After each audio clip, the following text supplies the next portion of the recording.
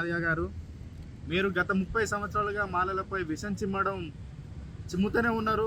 మళ్ళీ ఆగస్టు 1వ తారీఖు సుప్రీంకోర్టులో తీర్పు వచ్చినప్పటి నుంచి మీరు విషం చిమ్మడం కాదు, విషంనే మొత్తం కక్కి మాలలను సమాజంలో శత్రువులుగా, అంటే మిగతా సమాజంలో కూడా దూరం చేసే ప్రయత్నంలో భాగంగా కొందరు అగ్రవర్ణాలలో మరియు కొందరు బీసీ వర్గాలలో ఉన్న సూడో తెలివితక్కువ మేధావులని చెప్పుకునే కొందరి రాజకీయ సన్నాసులను తీసుకొని వచ్చి వాళ్ళతోటి మాలల మీద విషం చిమ్మిచ్చే ప్రయత్నం చేస్తూ ఉన్నారు. మీరు మాట్లాడకుండా మిగతా సమాజంతో కూడా మాట్లాడించి మమ్మల్ని తక్కువ చేసే భావంలో మీరున్నారు. కానీ రాబోయే రోజులలో ఇలా ఉండదు. సభ్య సమాజం చూస్తుంది మీరు చేసే పనులు.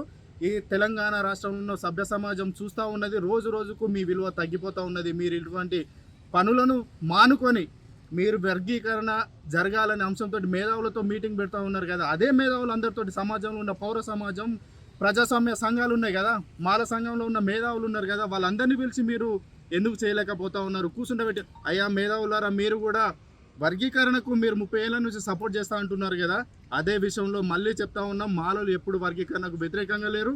మందకృష్ణ మాదిగ గారు సమాజంలో మాలలను కనుక మీరు విలన్లుగా చిత్రీకరించే ప్రయత్నంలో మిగతా కులాలను కలుపుకొని, అంటే మిగతా కులాలు అందరిని అనట్లేదు, కొందరు రాజకీయంగా ఆర్థికంగా ఎవరైతే లోబాటుకు గురవుతున్నారో, మందకృష్ణ గారి మాటలకు లోబడి మాట్లాడుతూ ఉన్నారో వాళ్ళందరికీ మేము హెచ్చరిస్తూ ఉన్నాం. ఇంకోసారి కనుక మా మాల కులం పైన మీరు ఇష్టం వచ్చినట్టు మాట్లాడితే తెలంగాణ రాష్ట్రంలో నాలుకలు గుంజి కోసి మీరు రోడ్ల మీద తిరగకుండా చేసే రోజులు ముందున్నాయి.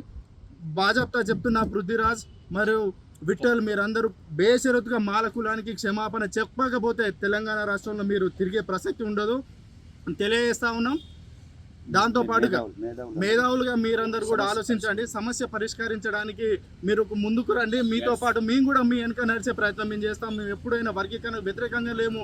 పార్లమెంటు ద్వారా జరిగే చట్టబద్ధమైన వర్గీకరణకు మేము అనుకూలమని చెప్పి మేము గత 30 ఏళ్ళ నుంచి కూడా చెప్తా ఉన్నాం. సుప్రీంకోర్టు ద్వారా వచ్చే తీర్పుల ద్వారా ఇదివరకే ఒక్కసారి నవ్వుల పాలైనాం.